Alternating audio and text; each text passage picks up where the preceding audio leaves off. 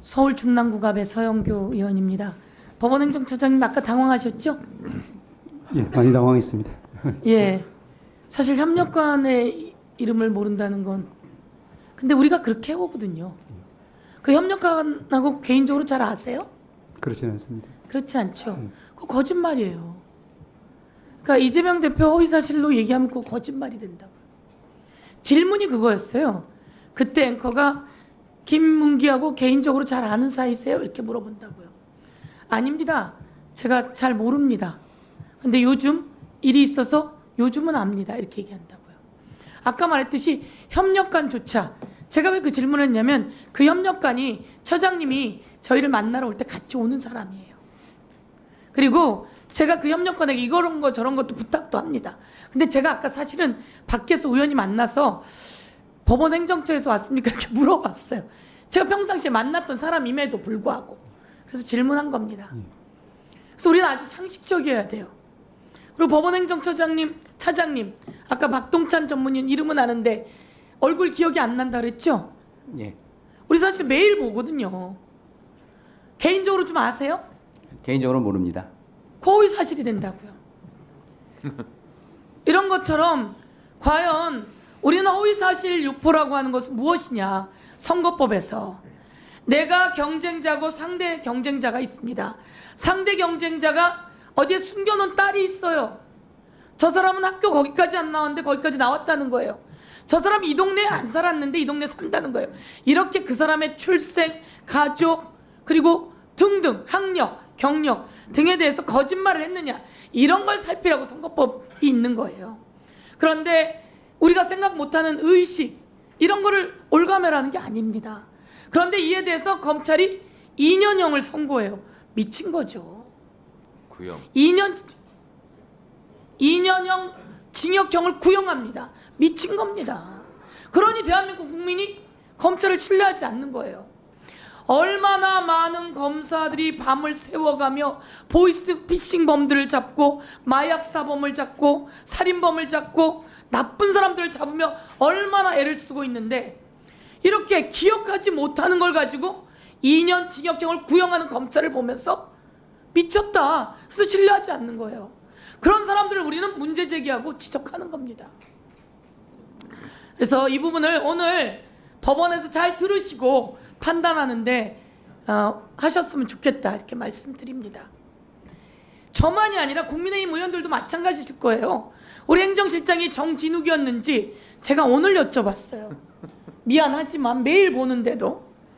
두 번째, 위증 관련한 이야기가 있었어요. 위증 교사라고 하죠. 위증 교사는 왜 위증 교사라고 하는 걸 합니까? 이 사람이 누구를 살인했는데 그렇지 않다고 다른 증거를 위증하는 경우를 위증 교사라고 하는 거예요. 말이 기억이 안 나는 걸 기억나게 해서라도 똑바로 말해달라라고 하는 건 위증 교사가 아니에요. 그리고 제가 한번 질문하겠습니다. 저도 그런 일을 경험해서 그런데요. 30분짜리 녹취예요. 근데 검사가 이걸 7분짜리만 자기에게 유리한 것만 따다가 증거로 공소장에 올렸습니다. 이거 증거 능력 있습니까? 증거 등의 이의를 제기하면 정당히 인정할 수는 없습니다. 전체를 다 들어봐야 됩니다. 그렇습니다. 30분짜리 녹취 중에 7분짜리만 가지고 자기에게 유리한 것만 갖다가 놓고 이걸 공소장이라고 내놓은 거예요. 그래서 사람들은 그건 줄 알아요. 그런데 이 녹취록이 검찰에 있어요. 그것도 30분짜리가. 그 30분짜리를 국힘의 박정훈 의원이 틀었어요. 짜집게 해가지고. 그래서 우리가 고발해버렸어요. 그런데 30분짜리 녹취를 검찰이 갖고 있던 걸 박정훈이 받았고 는지 어쩐지 모르겠어요. 우리가 공개하라고 했더니 그걸 다 공개한 거예요. 그래서 우리가 그 30분짜리 다 들어봤어요. 30분짜리를 7분만 제공하면 그거는 증거 능력이 이의를 제기하면 없다 이렇게 말씀하신 겁니다. 이런 내용을 갖고 3년을 구형해요. 징역을. 미친 거죠. 제가 한 번 더 말씀드리고 이런 정부는 어디에서 탄생됐냐? 명태균의 녹취를 한번 들려드릴게요. 윤석열 대통령 집에 자주 간대요. 가서 누웠다가 있다가도 온대요. 윤석열 대통령과 김건희 여사가 선거 도와줬다고 아크로비스타를 준다고 했다는 거예요. 녹취 한번 들어보겠습니다.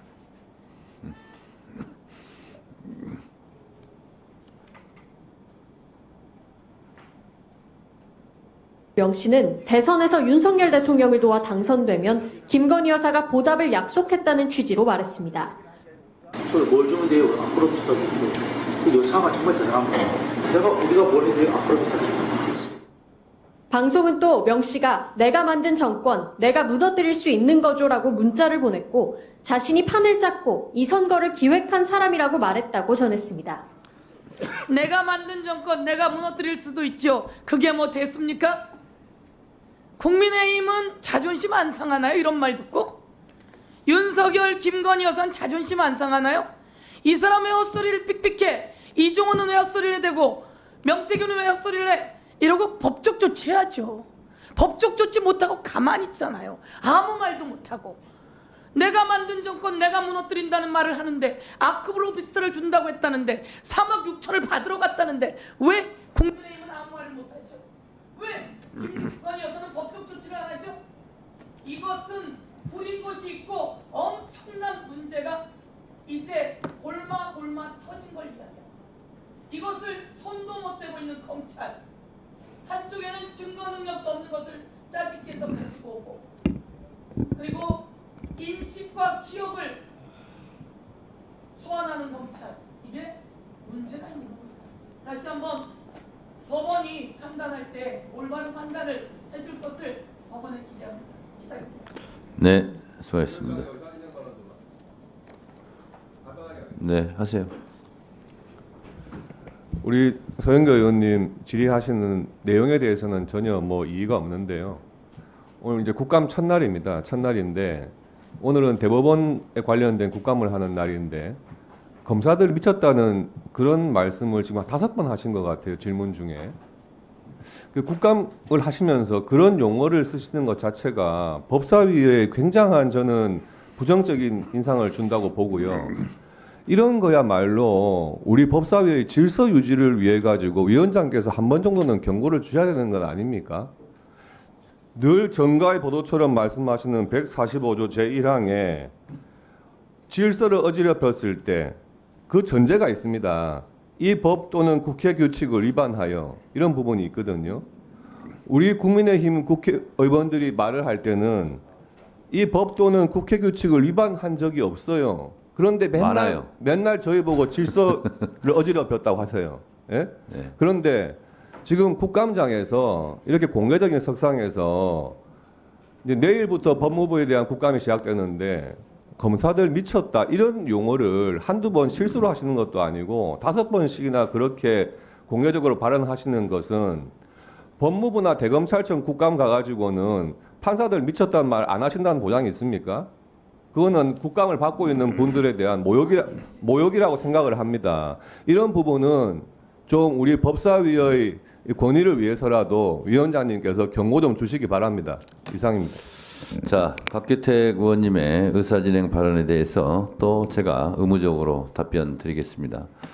국회법 145조 1항은 국회에서 정한 법과 규칙을 위반하여 질서를 어지럽혔을 경우 위원장이 경고할 수 있다라는 거고요. 이 경고를 듣지 않을 시에는 발언권 중지나 퇴장을 시킬 수 있다. 이 조항입니다.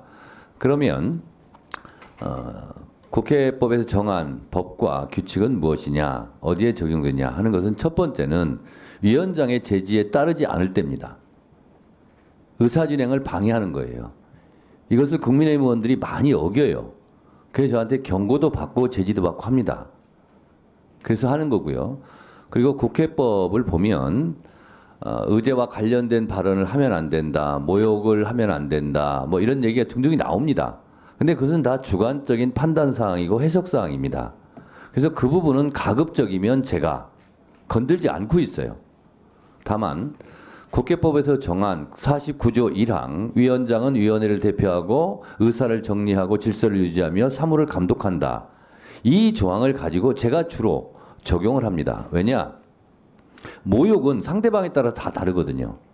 의제와 관련이 있냐 없냐는 것도 다 다르거든요. 논쟁이 있을 수 있거든요. 그래서 가급적이면 국회법을 제가 적용할 때 위원장의 제지에 따르지 않는 경우를 주로 제가 국회법 145조 1항, 2항을 적용시킨다라는 말씀을 드리고 곽기택 의원이 의사진행반을 통해서 지금 이런 형식은 아주 좋습니다. 중간에 곽기택 의원님이 끼어들지 않았어요. 제가 지금까지 계속 말씀드린 것은 이런 방식을 취하라는 거죠. 상대방 의원이 질의하는 시간에는 마음에 들지 않아도 참았다가 위원장한테 의사진행 발언을 신청하고 얻고 발언하. 이건 굉장히 모험적으로 저는 했다고 생각합니다. 그런데 제가 국회법에서 의제와 관련 없는 발언이라든가 모욕이라든가 이런 부분이 주관적인 판단의 영역인 것처럼 서영교 의원이 판단하기에 검찰이 미쳤다 할 수 있다고 저는 생각합니다. 드라마에서도 많이 나와요 요즘. 그래서 그걸 가지고 서영교 의원님 앞으로 미쳤다는 발언을 하지 마세요라고 제가 제지하기에는 상당히 거시기합니다. 그래서 그 부분은 이렇게 하시면 될 것 같아요. 서영교 의원께서는 곽기택 의원이 이런 지적이 있었으니 참고하시기 바랍니다. 위원장이 어떻게 그걸 하지 말라 이렇게 말하는 것은 지나친 발언의 자유에 대한 침해인 것 같습니다. 네, 그 정도 하고 넘어가시죠.